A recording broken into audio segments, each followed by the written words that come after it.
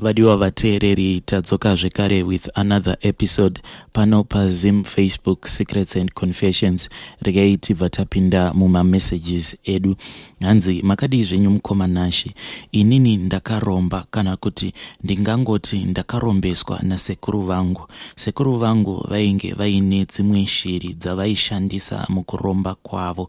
Ndiri mukomana ane 29 years but handina kuita zvekuzvitsvakira ndega. Ndakaita zvekurombeswa ndisingatombozivi nasekuru vangu. Inini ndakakura ndichigara nasekuru vanova ivo vanobereka baba vangu. Ndainge ndiri kumusha. Sekuru vangu ava vainge vaine humwe urombwa hunosanganisira nyoka yainge ichigara muguru, shiri yerudzi rwehurekure nemushonga wedivisi. Sekuru vakashaya, but pavakazoshaya vanhu vainge vachifungidzira kuti vaiva nemakore aisvika kuma 120 kana kudarikidzira, nekuti ivo vaipota vachipamhidzira makore avo vachiuraya hama nevatorwa. Makore aizofanira kurarama munhu iyeye vaibva vawedzera pane makore avo. Ndichati dzokerei kumashure zvishoma. Ini ndakatanga kugara nasekuru nekuti baba vangu ndiro rainge riri gotwe, saka vakanzi havaifanira kuvakira kumwe asi kuvakira pamusha ipapo. Zvaita sekudaro inini ndakakurira pamusha pasekuru. Tainge takaberekwa tiri 5, vakomana 2 nevasikana 3. Asi mukukura kwangu pamusha paigara pakangounganiwa paine ndufu. Ndakazoti ndati samukei zvishoma, sekuru vakabva vatanga kundisvededza pedyo navo zvekuti kunyangwe kudya vaiti kana vakadya ndisipo vaitondisiyira. Kunovhima taienda tose. Zvino umwe musi vakanditora vakabva vandipa tsvimbo yavo, vakati tora tsvimbo iyi muzukuru uikandire mudenga uigame. Ini ndakabva ndaita sekudaro. Kekutanga ndakatadza kuigama, kechipiri ndikaikoniwa. Ivo vakazonditi chinokora ivhu repawakatsika udye ivhu iroro. Ndikabva ndaita sekudaro, ndiko kuzogona kwandakaita kuti ndinge ndichigama tsvimbo iyoyo. Vakabva vandipa rimwe gona rainge riine mvura, asi chakandinetsa ndechekuti mvura yacho yainge ichitapira. Vakabva vati inwa. Takati tapedza vakati chienda kumba, asi usaudza amai vako kana ani nani zvake, nekuti kana ukangoudza waunenge waudza achakutorera mvura iyoyo, unopedzerwa mvura iyoyo ameno zvako. Mvura iyoyo mukoma yainge ichinaka. Ndokubva ndaivanziridza kubva kuna amai vangu nevamwe vanin'ina vangu. Ndakaenda kumba uye handina kana wandakazomboudza. Sekuru vakazobika bota rimwe zuva vakanditi handei muzukuru mujinga megomo riri muberevere memba. Ndipo patakasvika paguru vakatanga kuuchira. Vaiuchira vachidetemba. Ndokubva kwazobuda nyoka. Nyoka iyi yainge iri chena. Ndokubva yatanga kudya bota riya. Panguva iyi yainge ichiri diki. Handina kana kumbovhunduka nazvo, asi zvainge zvava kutondinakidza. Kubva musi iwowo kusvika nhasi ndini ndinopota ndichipa nyoka iyi bota. Baba vangu vakazofa. Ini ndainge ndisingazivi kuti sekuru ndivo vainge vakonzeresa kufa kwababa vangu. Zvadai amai vangu vakabva vatanga kunyumwa kuti ko chatinomboita inini nasekuru kugomo chimbori chii. Ndipo pavakanditevera mumwe musi vakaona ndichipa nyoka bota. Amai vangu vakati vabva apa vakabva vaenda vakatanga kutukana nasekuru vangu. Vakati vapedza kutuka sekuru, amai vakangofamba mastep mashoma kuri kubuda mumba masekuru. Ndakabva ndaona shiri iya yerudzi rwehurekure yainge ichibhururuka ichibva muhozi. Ndokubva yananga amai vangu pamusoro pavo. Amai vangu havana kana kuzomboita mazuva, ndiye Sarai. Zvinhu izvi zvakazongoramba zvava kuitika zvekufa kwevanhu apa sekuru vangu vainge vakura. Asi ini kuti nditi ndainge ndakafukidzwa neiko kumeso kwangu handitombozivi, nekuti meso angu haana kana kumbogara avhurika kunyange pakadanwa tsikamutanda pamusha, anova ari iye akazombofumura urombwa hwasekuru vangu nekuuraya kwose kwavainge vachiita vanhu vobva vatanga kuwedzera makore avo ekurarama. Asi paakazoda kuti ange achipisa zvinhu zvaasekuru akabva angoomera ipapo ndokubva afa. Takazodana vanhu vakawanda asi hapana akazvikona. Sekuru vangu vakafa last year ende vakandisiyira zvinhu izvi. Ndanetsekana hama vadiwa. Nyoka yakura zviya zvekutozadza kitchen dziya dzeround dzeparuzevha. Handichazivi kuti ndoita sei nayo. Nyoka iyi inoda ropa. Ini ndinoriwana kupi? Ivo sekuru vakasiya musha wacho wangova musha uya wemakuva chete. Manheru apararike neshiri yasekuru vangu iyo yakazoberekawo zvinhu zvacho zvawanda, zvihurekure zvacho zvawandisa. Kutaura kudai, ropa riri mugate rava kupera, rinoda kututsirwa. Ndoriwana kopiko ropa racho? Ini ndakatobva kuuraya mwana wangu. Dai zvichinzi ndinokwanisa kuwana pfuma nazvo, but hapana kana chimwe zvacho chandiri kuwana. Ndakaedza kuenda kumaprofita makuru ese, asi hapana kana chinombochinja. Vamwewo vainge vandipa zano rekuti chimboshevedza kavaya veworld life, but vanhu ava pavakauya, nyoka yacho yakatadza kukwana mumotikari nekuti yakura. Pavakadzoka nemotikari hombe yakabva yangonyangarika. Ndibatsireiwo mhuri yeZimbabwe. Zvinhu izvi handina kana kumbozvitsvakira ndega, asi asekuru vangu ava ndivo vakandisiyira zvinhu zvavakazvibatira vega. Hei, ndo nyaya dzinotyisa. Hanzi zvinotyisa zvinoyera zvinoda kufumurwa. Zvakangoma hazvo veduwe. Kana usati wambosangana nazvo unokwanisa kuti it is a movie. Regai vataenda panyedu inotevera. Hanzi makadi zvenyu mukomanashi, ndinokumbira kuti mundipostirewo nyaya yangu makandivikawo chiso changu. Inini mukomanashi ndakapinda muno muSouth Africa last year muna October. Kubva muna October handina basa randinoti ndakanyatsokushanda everyday. Zvaingovawo zviya zvemapeace job zvekushanda pano nepapo. Saka 2 weeks ago ndakabva ndawanawo basa pane imwe shop remumwe muSomalia repermanent.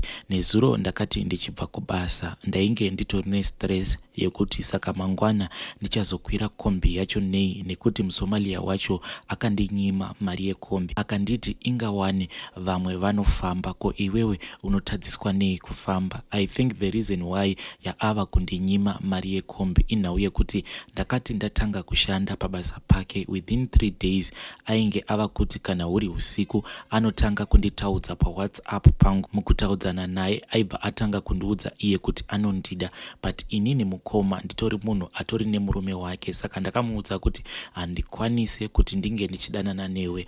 Ndokubva ati okay, it is fine. Ndakamboita mazuva ndisingaende kubasa, ndokubva andikumbira ruregerero, but after ndadzoka kubasa zvekare akabva atanga kundinyenga live in person, but paakaona kuti izvozvo handizvifarire akabva asiyana nazvo. Chaava kungoita ndechekuti anogara achingonditreata rough, especially kana mushop mukapinda makastoma akasatenga kana kuti ndikanonoka kuatenda makastoma iwawo anobva atanga kundiblema kuti vanhu vatadza kutenga nekuti hauna kutaura navo zvakawanda. Izvozvo hazvo it is fine. Ndinongozviudza kuti ndiri pabasa, munhu wacho wandinoshandira akandinyenga ndikamuramba, that is why ari kunditreata rough. Saka nezuro ndakazoti ndichibva kubasa ndainge ndichitofunga kuti saka mangwana ndichazvifambisa sei, nekuti apa ndanga ndiri kungoshingirira kuti kana ndikakwanisa kushanda for 3 weeks ndobva ndatsvaka hangu rimwe basa. Apa the whole day ndainge ndangoswerera chicool time, nekuti muSomalia uyu pandakapinda basa ainge ativimbisa kuti each and every day anotipa mari yekuti tiende kunotenga mafish chips atinodya palunch, but musi uyu akangoti shopu haina mari. Ndokubva tangoswera takadaro. Saka ndakazoenda hangu kumakombi ndachaisa. Saka takagara paseti tiri vanhu vatatu. Tainge tiri umwe murume ainge akagara kumacheto, inini ndainge ndakagara pakati, neumwe mukadzi airakidza kuti aibva kuskero nemwana wake. Saka murume uya wekutanga paakaburuka akabva akanganwa plastic rake remagrosari. tose inini nemukadzi wandainge ndigere naye hapana akazviona. Zvekare mukadzi uya aibva kusikero nemwana wake. Paakazoburukawo hamene kuti chii chakaitika, nekuti nayewo akabva akanganwa handbag rake. Patakaburuka takati one day pane umwe muSouth African akazodanidzira achiti makanganwa chekasi renyu rekuShoprite nehandbag. Inini ndainge ndava kutokrosa tara apa kulocation kwatinogara mazuva ano. Zvivheni zviri kunetsa, patori nechimwe chivheni chainge chakapaka padhuze nepatainge taburukira. Saka ndakatya kuexplaina kuti zvinhu izvozvo zvamuri kuda kundipa hazvisi zvangu, nekuti chirudzi chacho handitombogoni kuchitaura. Ndakabva ndangodzokera kuya ndikabva ndatora plastic bag nehandbag ndokubva ndangofamba ndakanyarara. Mapurisa vainge vakamira pazvivheni zvavo vakatokomenta vakati vasiyei, madha ava vanorakidza kuti vane mari dzavo. Inini nekutya kuzivikanwa kuti ndiri muZimbabwe ndakangoseka ndokubva ndafamba ndichienda.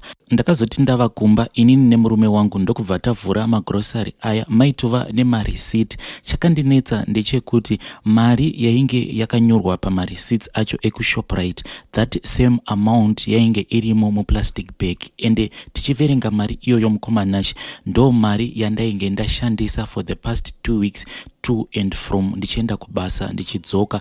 It was the exact same amount. Inini mukoma kuenda kubasa ndinokwira 14 rand, kudzoka ndinokwira 14 rand. Mari yacho yainge yakakwanirana exactly the same amount.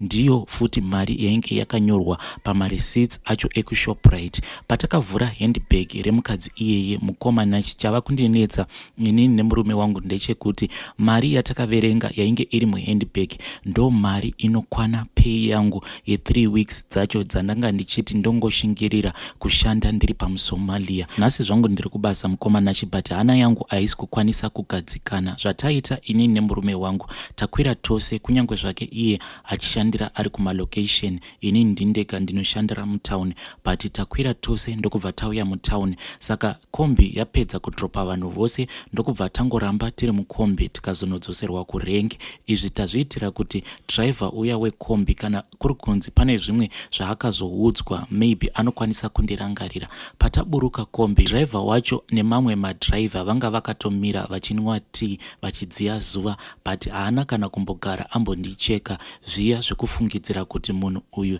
ndiye anenge akatora zvinhu zvacho zvakashayika mukombi yangu nezuro. Saka tabva tangobva ipapo parengi, inini ndikabva ndaenda kubasa, murume wangu ndokubva adzokera hake kumba. But ndiri kutya mukoma kuti mari iyi, why is it mari yacho ndangoita sekunge ndadzoserwa mari ye2 weeks yandinoshandisa to and from ndichienda kubasa, ne3 weeks dzandanga ndichiplana kuti ndingoshingirira ndiri pamuSomalia. Chimwe zvekare mukoma chandanga ndisina kutaura ndechekuti zvinhu izvi ndichiri kukura zvaipota zvichiitika kuna amai vangu. Taiva vanhu vekuti taitambura mukoma. Baba vangu vaingoitawo zvemabasa zvekiyakiya, but taiti musi watinenge tarara nenzara, mangwana acho makuseni amai vaikwanisa kubuda zviya vachiti vari kumboenda kunokumbira, hungava huri hupfu kumba kwamufundisi kana mafuta zvavo, but amai vaizongodzoka vobva vataura kuti ndanhonga mari iyi. Pandangobuda gate ndabva ndanhonga mari. Ndinokumbirawo kuti mundibvunzirewo mukomanachi kuti zvinhu izvi zviriko here zvekuti unokwanisa kunhonga mari inenge ichikwanirana nedambudziko raunenge wakatarisana naro, nekuti dzimwe nguva amai vangu vaikwanisa kutonhonga mari inenge ichikwanirana nerent. There was a time pandainge ndichiri form 3 takatombobuditsirwa zvinhu panze nalandlord, saka baba vainge vasipo. Panguva yacho baba vangu vainge vawana basa pane imwe kampani yaifamba ichichera migodhi, but kwete migodhi iriko mazuva ano iyi yemaboreholes. Saka landlord paakatiti buritsai zvinhu, pane munhu wandiri kuda kutopinza mumba imomo, nekuti tainge tatova nemwedzi yakati tisingakwanise kubhadhara rent. Amai vakabva vati kwatiri chisarai muchiburitsa zvinhu. Tainge tichiloja 2 room yainge iri boys guy. Amai ndokubva vabuda vachiti vari kuenda kunotsvaka chingoro kuti tikwanise kunosiya zvinhu zvacho kuchechi, isusu totsvaka somewhere kwekuti tikwanise kunorara. But pasina kana nguva takabva taona amai vachidzoka, tikangofungidzira kuti sezvo amai vainge vangobuda vasina mari, vanhu vezvingoro vainge varamba kuti vauye kuzotitakurira zvinhu zvedu. Takabva taona kuti amai vedu vainge vachifamba vachichema, but vainge vasingacheme zviya zvekuridza mhere here vaingoyeredza misodzi. Ndokubva vasvika patainge tiri ndokubva vapinda mumba. Takabva tavatevera, nesuwo tainge tava kuchema tichifungidzira kuti maybe pane zvainge zvaitika kuna baba vedu, kana kuti amai vainge vashaya munhu anokwanisa kutibatsira kuti ange achitisengera zvinhu zvedu nechingoro chake. Patakavatevera mumba takabva taona kuti amai vainge vagara pasi, but mumaoko vainge vakabata chikwama chacho mukoma chainge chiine US dollars manyowani. Amai vakabva vatituma kuti tiende kunochinja mari yacho tikadzoka. Amai vakabva vabhadhara rent. Ivo amai vachizoexplaina kwatiri, hanzi pavaifamba vachienda kuvanhu vanoita zvezvingoro, hanzi pane vamwe varume vakangovadaidza vakati, mother, uyai pano kamutibatsirewo, tikuda kuisa saka redu iri mumotikari. Saka racho hanzi rainge richirema. Amai vangu vakabva vabatsirana nevarume ava kusimudza saga vachirisa mumotikari, but varume vacho havana kana kumbotenda amai vangu. Hanzi vakangopinda mumotikari ndokubva vatosimudza motikari yavo ndokubva vaenda. Ivo amai vangu vakazomboramba vakamira panzvimbo iyoyo nekuti vainge vachishamisika nezvavainge vaitwa nevarume ava. Asi pavakazoda kutanga kufamba, hanzi vakangokaruka vatsika chikwama ndokubva vatoita U10 ndokubva vadzoka nechikwama chiya kumba. Kuzokuitirai WhatsApp voice note mukoma inhau yekutoti ndiri kutotya izvezvi kuti kasi ndizvo zvava kuda kuitikawo pandiri here, nekuti tete vaamai vangu ndo zvainge zvichingoitikawo pavari. Tete vangu vainge vari mutsvuku vakaita kuti mbuu, vaitoita kunge murungu, but vaiva nelaki rekuti kana vakangofamba vaikwanisa kungonhonga mari. Mukukura kwedu tainge tichitoudzwa naamai vangu kuti tete vavo, ivo tete vaamai vangu, hanzi vaikwanisa kunhonga mari inenge ichitorakidzika kuti mari iyoyo inenge yabva mukuraswa nemunhu anenge abva mukuitambira, inenge itori pay yose. Dzimwe nguva inenge itori nekapay slip kekurakidza kuti ipay yose pasina kana chaanenge ambobvisa papay yake. Asi zvakazoitika pana tete vaamai vangu, vaiva munhu wekuti mukuchembera kwavo vakazotanga kuita dzimwe netemwa zviya zvekuti maoko avo aigara achingobvunda, zvichitaurwa zvinonzi hanzi vakazonhonga bhegi rainge rakazara nemari. Munhu wacho ndokubva avatsvaka akavawana, akavaudza kuti wakanhonga mari yangu, ndinokumbira kuti undidzosere. Asi tete vakabva varamba. Kubva ipapo hanzi tete vaamai vangu vakabva vatanga kuita netemwa. Kunyangwe amai vangu ndakazogumisidzira ndava kuona kuti maoko avo aipota achiita kakubvunda zviya zvekurakidza kuti vari kuda kutanga kuita chirwere chenetemwa. Ini mukoma ndo zvandiri kutya kuti zvinhu izvi zvandava kusangana nazvo, nekuti pane pandakamboenda mudibhonias ndokubva ndatenga kadibhonias ke25 rand. Saka pane umwe mukadzi ainge akatongogarawo pasame table neni, but mukadzi iyeye hameno kuti akangoita emergency yei zviya zvekungokaruka angorivara, akatongosiya kapesi kake nefoni yake. But ndakazotoita wekudanidzira kuti wasiya zvinhu zvako, zvekuti dai ndakaramba ndakangonyarara angadai akangokanganwa zvinhu zvake. Ndava kutya kuti kana ndikaramba ndichingosangana nelaki rakadai kana kuti munyama wakadai, munhu anokwanisa kuzofamba obva andigadzira achifungidzira kuti ndinenge ndamubira zvinhu zvake. Please post for me mukoma Nashi panyaya iyo yandakuudzai yemuSomalia aipota achindinyenga usiku. Hazvisi zvinhu zvandaita in secret, but murume wangu iyewo atosvika pakutindivara because manetserwo andinoitwa nevanhurume handina peace zvachose mukoma Nashi. Chinondirwadza ndechekuti baba vangu vakashaya mikana nekuda kwaamai vangu, not kuti amai vangu vainge vachiita gumbo mumba gumbo panze, vaitova faithful sezvandiri, but baba vaiti kana vakada kuwana mukana vakangoenda panzvimbo yacho vaina amai vangu. Munhu iyeye aishayisa baba vangu mukana nenhau yekuti anenge ava kuchiva amai vangu. Handizivi kuti munyama kana kuti chii, nekuti pacho patakazoburitsirwa zvinhu panze nalandlord yainge iri nhau yekuti landlord akaudza baba vangu kuti ko munombororereiko vakadzi vakanaka imimi musina chamuinacho. Pandakauya muno muna October ndakambotanga ndichishanda nemurume wangu. Murume wangu anoshandawo achiita zvekuisa matiles, saka aishandira umwe murungu atori murungu weganda jena. Saka ndakabva ndapindawo basa ndichishanda ndichiita zviya zvekuti kana vakapedza kuisa matiles ndobva ndatanga kucleana matiles aya. but chakandinetsa ndechekuti murungu uyu ainge ava kunditora onondiisa kumwe kwekuti kunenge kwakapedza kukliniwa matiles kudhara. Murungu wacho munhu wekutoti anovenga zvose nekusema vanhu vatema. Kana uchitokwira motikari yake anokuisa kuya kupick up, but inini ainge ava kuti kana achinditora achindiendesa somewhere aibva ati huya ugare kuno kumberi. But zvazvinoita mukoma ndezvekuti kana munhu akagara andi approacha akandinyenga ndikaramba, ndinotanga kusemewa zviya zvekusemewa sekunge ndinonhuhwa, because paakatanga kundiudza achiita sekunge arikuda kundikanda mashoko erudo, ndakabva ndaramba. From there rafu yandinongoitwa nemuSomalia ndo rafu yaainge ava kungondiita kusvikira azondimisa inini zvose nemurume wangu. Nawo murume wangu anongoitawo zvekutendera mulocation achingoitawo zvimapiece job zvekuisa matiles mudzimba. But kwacho kwatiri kuenda neupenyu mukoma, hakuna kwatiri kuenda neupenyu. Ndo nyaya yangu in brief mukoma. Zvakawanda zvinoitika kwandiri zvandisinganzwisisi. Please post for me makavigawo voice rangu.